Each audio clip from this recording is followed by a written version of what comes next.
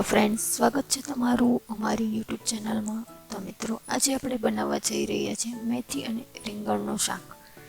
જે લોકોને ન ભાવતું હોય એ આ શાક ખાશે તો પણ આંગળા ચટતા રહી જશે એવું શાક બનશે।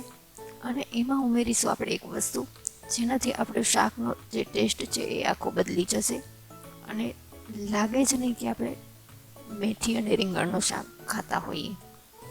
તો મેથી અને રીંગણનું શાક બનાવવા માટે મેં અહીં 1.5 કપ જેટલી મેથી લીધી છે।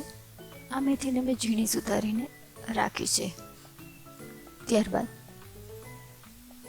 હું અહીં 5 થી 6 નંગ જેટલા રીંગણા લઉં છું। તમે કોઈ પણ જાતના રીંગણાનો ઉપયોગ કરી શકો છો।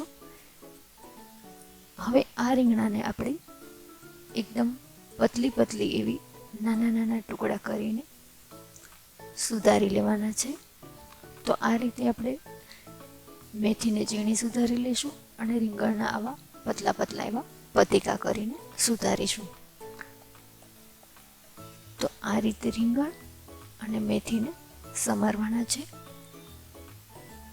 રીંગણમાં આપણે પાણી એડ કરી દઈશું જેથી આપણા જે રીંગણ છે તે કાળા ન પડે। ત્યારબાદ મેથીમાં પણ પાણી ઉમેરી દઈશું અને તેને સરખી રીતે વોશ કરીને જ ઉપયોગમાં લેવાની છે। તો હવે આપણે રીંગણ અને મેથીને સુધાર્યા બાદ તેનો વઘાર કેવી રીતે કરવું એ જોઈશું। અહીં આપણે 1 નંગ ટમેટું લઈશું। ટમેટાના પણ નાના નાના ઝીણા એવા ટુકડા કરી લેવાના છે। તો હવે વઘાર માટે આપણે એક પેનમાં થોડું એવું તેલ ઉમેરીશું। વધારે પડતું તેલ નહીં નાખીએ। તો આશરે 1 થી 1.5 ચમચા જેટલું તેલ આપણે ઉમેરવાનું રહેશે।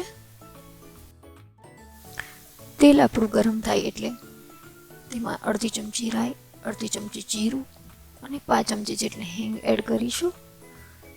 ત્યારબાદ અંદરમાં આપણે જે ટમેટા સુધારીને રાખ્યા છે ટમેટાને એડ કરીશું। મસાલામાં હળદર અને મીઠું એડ કરીશું। અહીં લાલ મરચું આપણે શાક બની જાય ના અંતમાં આપણે એડ કરવાનું છે।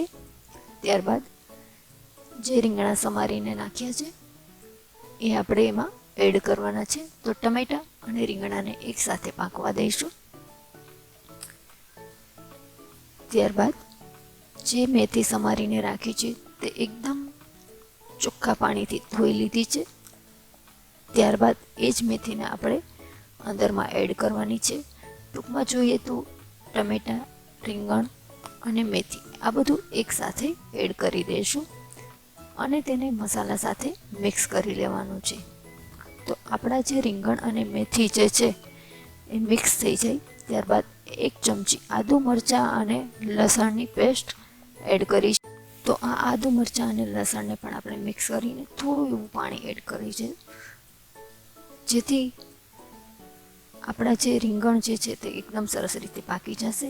આ શાકને આપણે વરાળમાં જ પકાવીશું। તો કઢાઈ પર આપણે એક ડીશમાં પાણી મૂકીને તેને વરાળે પાકવા દઈશું। ત્યારબાદ 5 મિનિટે તમે ચેક કરતા રહેવાનું છે કે તમારા જે રીંગણ છે તે પાકી ગયા છે કે નહીં। માત્ર 10 મિનિટમાં આ શાક આપણું ખૂબ સરસ રીતે પાકી જશે। ત્યારબાદ 2 ચમચી લાલ મરચું, 1 ચમચી ધાણા જીરું, તમારે જે પ્રમાણે તીખું જોઈતું હોય એ પ્રમાણે। ત્યારબાદ સૌથી મહત્વની વસ્તુ છે 1 વાટકી જેટલી મલાઈ એડ કરીશું। મલાઈ એડ કરવાથી આપણા રીંગણ અને મેથીના શાકનો આખો ટેસ્ટ જ અલગ થઈ જશે। ત્યારબાદ ગળાશ માટે આપણે અહીં 2 ચમચી જેટલો ગોળ એડ કરીશું। ગળાશ અહીં ઓપ્શનલ છે, જો તમારે ગોળ ન નાખવો હોય તો પણ ચાલે। તો અમે અહીં રીંગણા અને મેથીનું જે શાક બનાવીએ છીએ તે થોડુંક ગળાશ પર કરીએ છીએ જેથી હું અહીં થોડો એવો ગોળ એડ કરું છું। તો આ રીતે આપણે રીંગણ અને મેથીનું શાક બનાવીશું તો લોકો આંગળા ચટતા રહી જશે। ત્યારબાદ ફરીથી 5 મિનિટ આપણે વરાળમાં પકાવી લઈશું। તો આપણું જે શાક છે તે એકદમ સરસ રીતે તૈયાર થઈ ગયું છે। ઉપરથી કોથમીર એડ કરીને તેને ગરમા ગરમ રોટલા, પરોઠા કે ભાખરી સાથે આ શાકને ખાઈ શકાય છે।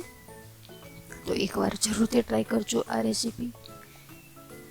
જો વિડીયો પસંદ આવે તો અમારી ચેનલને લાઈક અને સબસ્ક્રાઈબ જરૂરથી કરજો અને બીજા પણ એ મિત્રોને આ વિડીયો શેર કરજો કે જે લોકોને રીંગણ અને મેથીનું શાક ખાતા નથી એ લોકો પણ ખાતા થઈ જશે.